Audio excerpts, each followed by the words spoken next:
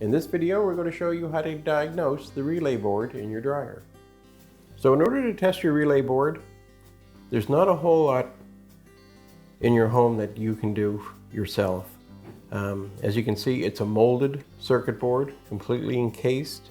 There are terminals where wires mount.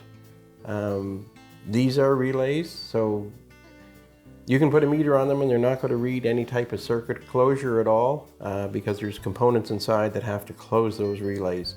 So there's not a whole lot you can do except other than look at your control panel in the front, and you may find it's giving you a display if it's a letter number combination F04, E13. Those are error and fault codes that your owner's manual may give you some direction as to what's causing the problem. Some of them may actually indicate it is a relay.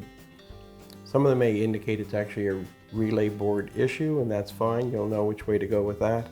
Other machines won't use numbers. They may just have indicator lights that are flashing in a certain pattern, and you'll have to cross-reference that pattern into an error code and tell you what the problem is. And one of them may be saying it's a faulty relay board. So if it is, you'll have to change it. If you're not seeing that indicator or you're not comfortable with going through that process, you may very well need to call in a service technician to do that diagnostic for you.